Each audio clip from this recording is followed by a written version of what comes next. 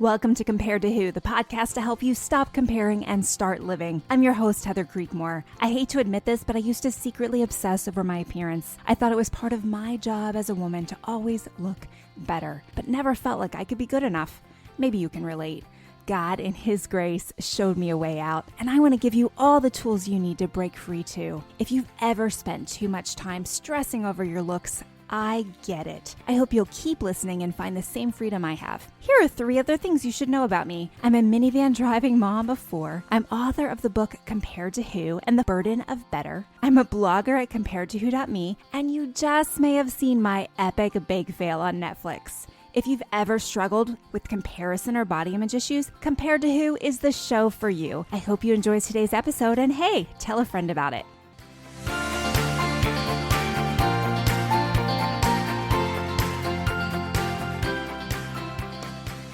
Hey there, you're listening to the Compared to Who show. I'm Heather Creekmore, and I'm glad you're listening today. Today, my guest is Stine. She's author of 2 books, The Holy Hustle and The Shout of Should. And I'm excited to talk to her right after Thanksgiving, where all of the pressure of what we have to do this Christmas season is mounting. Crystal's going to help us work through that. So Crystal, welcome to the show. Oh, thank you, Heather. I'm so excited to be chatting with you today. So, funny thing, I put out this book in September of 2020 called The Burden of Better. Was pretty proud of my, alliterations there. And I'm looking on Amazon. I'm like, The Shout of Should. That sounds a lot like The Burden of Better. Who is this person that I am on the same wavelength with? And it was you. It was me. See, great minds. I would love to hear more about The Shout of Should, like what your process was there and what that book's about. Yeah. So one of the things that I have found so encouraging to me is anytime I've written a book, suddenly, and I see it as affirmation from God that this is a topic that His women need right now, because it seems like there's this trickle effect of I start seeing the similar message in different ways everywhere, right? Yeah. And I think it's one of those things that could totally send us down that, spiraling, comparison, doubt kind of place. Like, oh, I thought my idea was so original, but you've got to swap that, right? And see it as, okay, God, I'm on the right track. Right. This is something your women need. And there are women out there who need to hear it from you differently than they need to hear it from me. Right. And, I think that can be one of the scary things about doing anything creative, right? There's nothing new under the sun. Right. So what do we do when we suddenly find ourselves next to somebody else who's also doing it really well? So Quieting the Shout of Should for me actually came out of my first book, Holy Hustle. And that one was a lot about helping women discover that there is this beautiful life that we have been designed for that is not just one thing. We are designed for work and rest, and we are designed to, serve and be served, and to be this beautiful, just unique, designed, full, abundant life woman that God made us to be. And I got a lot of messages from women after that book came out, like, okay, so I get how this works for my work-life balance. We're gonna put balance in quotes because that's not a thing. But what about all these other areas of my life? What about motherhood? What about my faith life? What about, friendship? All of these places that we can start to compare ourselves to other women and say, I should be doing this. My prayer life should look like that. My quiet time should look like that on Instagram. My, how I'm raising my kids or educating my kids should look like this. How I dress should look like this. And, suddenly I realized that the world is just screaming at us constantly. And I work in marketing, so I get it. I am as guilty of putting all of that out there as anyone else, right? I'm like, yes, please do all these things, but we get bombarded with noise from the world. Absolutely. And so it was, looking at all of these areas as a woman, and I could only pick 12 because my publisher didn't want it to be like, they're like, you get a 1-book deal. You got to narrow down your focus a little bit. I was like, fine, 12 areas. The ones that really felt big to me, and I write books because God asked me to work through some stuff for myself. And then Absolutely. If other women resonate with it, okay, great. so it's a lot of preaching to myself. And so there are these areas that God was saying, here's where you're not hearing me.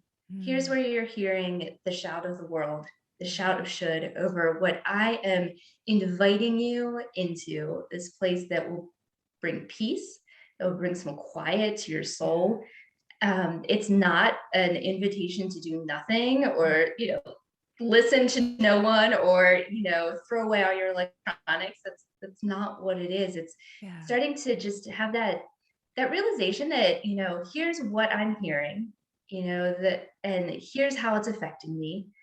And here's what God says about it. Yeah. And swapping what the world is saying for what God is saying to bring us to this place where we can look around and not feel so heavy and burdened by the shoulds. I love that, Crystal. I love that. And I love how you said it's not an invitation to do nothing, because I feel, I struggle with this. And I feel like a lot of my listeners and viewers do too. We kind of have black and white thinking. So it's like, if I'm not striving, then I am slothful. It's like striving or sloth, right? Like there's no like in between. It's like, yes, there is an in between, right? There is a place where you can rest and work in a healthy way. And I love that. And I think it's interesting that your second book kind of came out of your first book, because the same thing happened for me. And they're similar, but like different angles, completely different angles. And like you said, from the very, when you first started, those of us who struggle with these issues, we need lots of voices talking about these issues. And I mean, honestly, we all love stories, right? And your stories are completely different than my stories, right? And which are completely different than her stories and remembering that God gave us each unique experiences and a unique voice to communicate this message. And that's how we learn, right? Just taking in information from different sources in these arenas where we struggle. And so that's why I wanted to have you on today, because my people on the Compared to Who show, we struggle with comparison just a smidge. Okay, maybe more than a smidge, right? And so we need lots of voices speaking into this issue for us. And so I'm excited that this is your message too. So throw at me like 2 of your favorite of the 12 arenas. Ooh, okay. So for me, the 2 big ones were prayer in my faith life, because there are a bajillion books that tell us that, how we should pray and what we should do. And, you follow all these amazing women of faith online and their lives look beautiful. And if you do this plus this plus this, then like this is the outcome. And, their kids don't bother them in the morning when they're having quiet time. And they're lying. They always have, the perfect Bible verse presented like for whatever situation. And I'm like, y'all, I came to this a little later in life and I don't know what I'm doing. I still have to sing like the song that tells you what order the Bible, like the Bible go in, like as I'm flipping through, if I'm not on my phone, right? I'm like, Matthew, Mark, so like, this is not, and I, because I didn't become a Christian until my later teenage years, like I was 16, I didn't have anybody, as I was younger, walking me through what any of this meant, like what it meant to pray, how to pray, what quiet time was, why it was important, where you find any of these, spiritual practices in scripture and what supports it and why you should do it. I had to figure it all out, kind of trial and error, and having conversations with friends and going to a Catholic university and having really interesting conversations just about, I didn't know anything about Catholicism. I didn't even really know why I believed what I believed. And, just the way that my faith life has been built has been more practical life experience than, specific spiritual upbringing. So it was important for me to tackle that one, just to feel like I could release the burden of shame and guilt that I was never doing it right or never doing it well enough. Because I think, for me, I remember being a teenager and I think I probably prayed the prayer of salvation probably like every time it was offered. Cause I was like, I'm just not sure. Like, just to make sure, like I'm extra. just, Like, just in case the last one didn't stick, I'm going to just go ahead and do it again. Like, Absolutely. Like I never got any kind of certificate in the mail that was like, well done. Like, you did it. Jesus got that one. Like, I was never sure, like, what does it mean to hear from God? Like, how does that work for people? And so being able to go through that one and just say, listen, your relationship with God is your relationship with God. Like, he wants to meet you where you are in the season you're in, and it can change season by season. The time that you spend with him, what it looks like, that really getting rid of all of the things that I felt like should be part of what I was doing, and really taking it down to, okay, the most important thing is I spend time with God. I spend time in his word. I make him not just a part of my life, but the thing. And everything else will fall into place after that. Oh, hey, it's November, the month when many of us think about giving and supporting our favorite causes. If this podcast or ministry has blessed you compared to who could use your sponsorship for the year ahead, there are several ways to give. You can donate through Patreon, or you can use the Buy Me a Coffee program. Even a gift of $5 helps. Go to comparedtowho.me/podcast and scroll to the bottom for all the links you need to support the show. And hey, if giving money is your thing, no problem. Leave a review. Those 5-star reviews are as good as gold. Thanks so much for considering. I'm grateful for you. And then motherhood was another one. That's probably the other one in there that I was like, let me just pick the 2 areas of my life I feel the worst at. So, faith and motherhood. Because, there's a lot of things, especially with my work, that I feel like, okay, I know how to do this. I've taken a class on this. I have studied this. I've had mentors in this. I've done, I've figured out how to do these things well. And I tend to only pick things I do well because I feel better about myself. So I'm not a big risk taker, right? And with motherhood, it was, first of all, inviting women into that chapter with just an understanding that all women nurture and raise and mentor the next generation. So kind of eliminating like, hey, if you don't think you qualify for this chapter because you have not had a biological child, or you've not adopted, or you're not a foster mom, like if mom is not like on your life business card, right? Like this chapter is still for you, because I bet every single woman has a younger woman in her life, a younger boy in her life, somebody, a niece, a nephew, somebody at work who looks up to you, that you're teaching and training and raising. And, just understanding what that calling looks like and the impact and legacy it leaves. But also, the fact that it is done in a million different ways. Motherhood is just this one word for, 1,000 different ways to raise the next generation. And, for me, it's been the biggest thing that I have been the most afraid of, and the worst at, and the most doubtful of different ways of doing things. And there's so many nuanced areas, the way that our kids dress, this way that they're educated, the amount of screen time they have, the number of extracurricular activities they do, trying to just figure out what works for your family in your season. And it can feel overwhelming because you want them to have the best. Right? I mean, that's part of being a mom is, you want your kids to have everything that is going to make them a well-rounded, respectful contributor to society at some point in their life. And you always are wondering if you're doing the right thing. Right. And so those 2 for me were pretty big ones that I wanted to make sure were included, but in a way that made women feel like this is about them. They could see their story in it too, no matter, whether they had originally thought that or not. Yeah. Oh, I love that, Crystal. You're so right. We're in information overload, right? I mean, even if you're not trying to get information on mothering, like if you're not Googling it, just scrolling Facebook or Instagram, it's like, oh, you glean the messages when you see, I don't know, for me, like, so I homeschool, but seeing like a mom homeschooling in this like perfect homeschooling environment, the perfect homeschool room or whatever. And my kids are little. Her kids are rolling around on the floor. Right. I'm like, well, we kind of had to call it a day here at 10 o'clock because it just wasn't happening. And we invoke we called the homeschool grocery privilege. store a field trip. Right. Exactly. So, I mean, there's so many ways that we hear that shout of should. You should be doing better. You should be doing this. So that's really encouraging. Did you ever read the book, A Praying Life by Paul Miller? Like I've probably recommended that book 100 times on this show. So people, if you're listening and you still haven't read that book, but no, but it reminds me kind of what you're saying, because he starts off, and he's a good Pennsylvania guy too.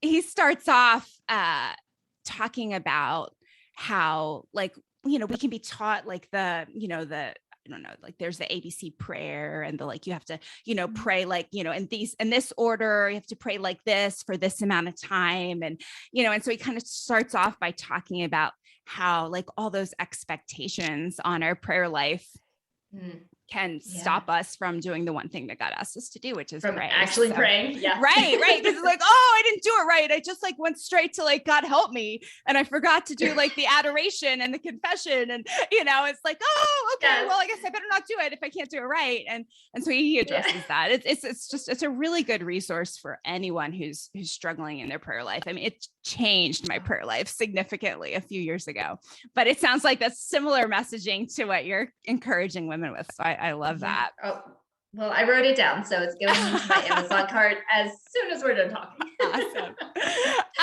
So it's the holiday season. That's all you want me to sing, trust me. But we're in the holidays. Woo, should. That's a big one, right? Yeah. Like, we should get better Christmas lights for the front of our house because it's kind of embarrassing. And my daughter calls it our cheapo lights, I think is the word she uses. Right. And so it's like, there's all these like shoulds, like I should take a better appetizer to the Christmas party, or I should have things go to the Christmas party. Or that. Oh my word. The number of times I have like all day long, like, am I not feeling well? Maybe I'm not feeling well. I think I'm not feeling well. I don't think I can go to that party tonight. Right. So talk to me about this shout of should in the holidays. Can you give me some encouragement on how to make that like loud, I should kind of quiet so I can enjoy my holiday season, Crystal? Oh, listen, it is honestly my favorite and least favorite time of the year because there's something so special, right? I think part of the should comes when we have all these memories of growing up doing certain things at the holidays, these traditions, this kind of mental hallmark list of like, this is the experience I want my family to have at the holidays, right? Or this is what my Christmas should look like. My holidays should look like this. And we think that it, is going to require us to, make sure we go cut our own Christmas tree and we host people for, these lovely meals. We can't do that in Texas. There's no place to cut your own Christmas tree. Anyway, go ahead. That's a Pennsylvania thing. I grew up doing that, but that's not possible down here. Yeah, I should travel to Pennsylvania for Christmas so I can cut down my own tree and see reindeer. Guys, listen. There are Christmas tree farms like 10 minutes from my house where you can go cut your tree. You ride like a red wagon and you go cut down your tree and they pick you back up. And then there are reindeer and you can go see the reindeer. And then you have hot chocolate. And while you're drinking your hot chocolate and looking at the reindeer, they're sending your Christmas tree through this thing that shakes all the bugs and the extra needles off of it. It's a whole situation. Like that's a Hallmark movie right there. I mean, yes, awesome. But, in the midst of it, your kid is, having a meltdown because they didn't get to cut the tree down with the sharp axe. And, you couldn't actually, like your husband's whining because he had to drag the tree down a hill because you had to go like all the way over there to find the perfect one. And the hot chocolate's too hot and the hot chocolate doesn't have enough marshmallows and the reindeer are grumpy. Like it's, that's just life, right? Like what you think it should be like is never what it's actually like. And so my biggest piece of encouragement is to let go of the expectations of having it be perfect. Right. I think we talk a lot around the holidays about presents, right? Mm-hmm. And the things that we want to give people, the gifts that we want to give them because we love them. And understanding that it's truly the gift of our presence. And that's so cheesy, like our presence over presence, right? Like I wrote a blog post with that title once. So listen, it's totally the English cheesy. language is complicated, guys. It's two different words, I swear. But like, it really is about the people that we get to spend the holidays with, and my daughter reminds me of this all the time because trust me, she's got her massive list of things she thinks she needs that she's seen on YouTube. But her favorite moments of all of our holidays are just when she gets to do something as a family. Her favorite tradition that we have is we just pile in the car in our pajamas and we go look at Christmas lights. We drink hot chocolate and we listen to cheesy Christmas music, and it's nothing special. It doesn't cost us any money. It's not flashy. I never post about it on social media because pictures of Christmas lights are not easy to get, so it's just one of those, like, it's kind of like when you try to take pictures of fireworks, it doesn't work out the way you think it should. So, just finding the things that work in the season for your family and being willing to say no. I think we all know by now, right, that every time we say yes, it's a no to something else.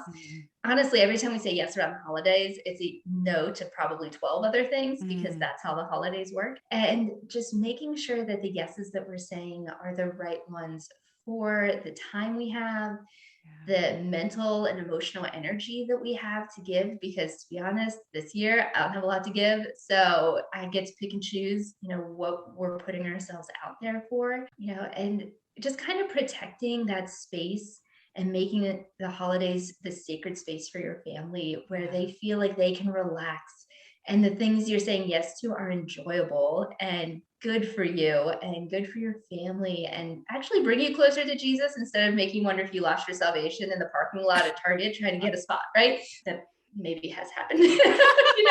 Like when you think about all of the things that we think we need to have, it's really this level of expectation that is not what's expected of us.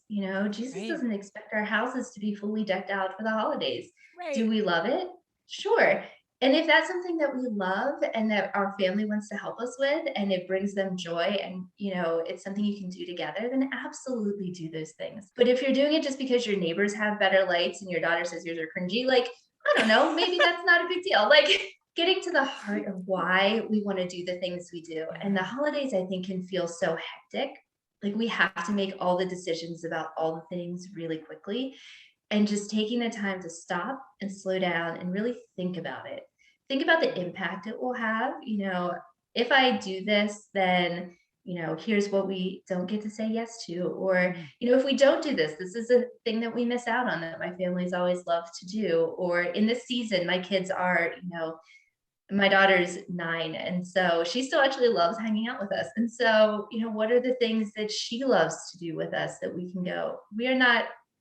You also don't want to hear me sing. We are not going to go Christmas caroling. Like that is not a thing that we're going to go do, right? Because I'm a joyful noise. I am not anything you want knocking on your front door with a Christmas song. So, but those are all options. It's all optional. I think that's the thing to remember, right? At the holidays, it's not a must-do list, right? These are choices that we get to make. And we have the freedom to have our Christmas be, or our holidays be, whatever our hearts need to draw us back closer to Jesus in that season. Yeah, I love that, Crystal. I mean, the presence over presence thing is, yes, okay, maybe you've heard that before. I've used it before, but it's so true because I know that I can be physically in the room with my children, but if we're having a Christmas party that night, let me tell you, I am not mentally, emotionally with my children. In fact, I'm kind of wishing they would get out of the room because I just cleaned that room and they're messing up the throw pillows that I just straightened.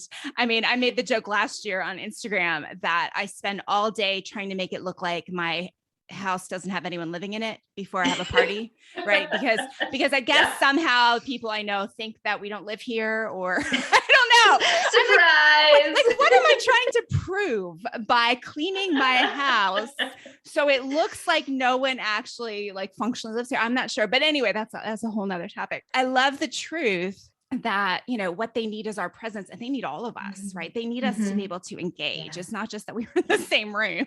They need us to be able to engage. And there's so many things calling out, distracting us, and we miss that opportunity. So as you were talking, I was like, it seems like a good thing to do at the beginning of the holiday season, which is now. So do this like now, like today, would be to like write down your top like 3 priorities. Like, what do you really want out of this holiday season? And then you can kind of use that list, right? To like, that's a filter to run everything through, right? Every option, does it check one of these boxes? Does it check none of these boxes, right? Then don't do it. If it doesn't meet your top 3, then don't do it. So for us, maybe redoing those outside Christmas lights should be on that list. I don't know. It's an awkward thing. Okay. So, my husband's a pastor. And so we feel this extra should, right? This extra pressure of, well, shouldn't the pastor's family be the biggest like celebrators of Christmas on the block? Then it's like, but we're too busy and we're not good at decorating. Living nativity on your front yard for Christmas. Is it right? The camels, the whole thing. Well, I have 4 children, and so I had to assign them parts one year. I asked my husband if he can make the little I'm going to call it a shed, but make like a little covering, and they could stand out there. And the kids did not go for that at all. I'm like, the dog could be in the. I mean, we can make. She's little. Listen, make him a sheep. A sheep, right? Yeah, a little goat, something like that. Yeah. So I had baby Jesus, whatever. But, however it works out. But again, that's like just self-imposed pressure, right? Like that's just a should. Like there's no rule anywhere that says if you're in ministry, your Christmas celebration should look like this. Right? So, we all do it in different ways. Yeah. And honestly, no one else is saying that to us, right? Yeah. It's most of the things that we carry around as these burdens of should that we think that we need to be doing are all self-imposed. Just because we're looking around at what other people are doing, nobody else has that expectation for us. It's all us thinking that we need to do more. And sometimes we just need to stop doing and just, settle for a little bit. And just be. Well, I love that, Crystal. I think this has been super helpful. Tell us, the names of your 2 books. One has a Bible study with it, right? Or a journal. They both do. Okay. Yes. There's lots of things. Tell me all the things. Tell us what you have to offer, Crystal. Just a few things. So my first book, Holy Hustle, you can find all of these anywhere books are sold. So there's Holy Hustle. There's a Holy Hustle undated planner that goes along with it, which I love. I am the person who buys all the planners and then stops using them after 3 weeks and loses one in a purse because I switch bags. So I was pretty adamant that'd be undated. That way, if I picked it back up later, I could just pick up where I left off and it's not wasted, right? Yeah. And then there's also a YouVersion study that goes with that. So completely free on YouVersion. You can check that out. Over 100,000 people have completed that, which is super exciting to me. I know that's it's awesome. YouVersion's the best. It totally is. I have a brand new study that just came out too called Have a Comparison-Free Christmas, also on YouVersion. So yeah, go to YouVersion and get both of our studies. Sorry, Crystal, go ahead. What else do you have? And then Quieting the Shout of Should, also wherever books are sold. And then there's also a YouVersion reading plan for that as well. Awesome. I love it. And, we both have worked in marketing. You still work in marketing. I'm just thinking like a super fun Christmas present for that woman in your life that has a hard time with comparison would be the shout of should and the burden of better, because they kind of seem like they go together. So that just bundle, Christmas bundle idea, 2 books, simimer topic. I don't know. Yeah. Get them for all your friends. And then you kick off January, that whole like new year, new you, right? You already have a book club, built-in book club. You got 2 books to read and your 2022 is going to be fantastic. I love it. And Crystal, where can we find you on the interwebs? On all the interwebs. I spend a lot of my time on Instagram at Crystal Stine, or you can check out my website, crystalstine.me. Awesome. Thanks so much, Crystal, for being on here today. Oh, thank you. I'm about to go. I feel like I need to decorate for Christmas now because of our conversation. So I'm going to dig out those Christmas lights. Well, I hope you have a great holiday, and thanks again for being on. And thank you for listening today. I hope something in today's episode has helped you stop comparing and start living. And oh, hey, head on over to YouVersion and grab Crystal's Shout of Should devotional and grab my comparison-free Christmas devotional. There's no time like the present, so grab those.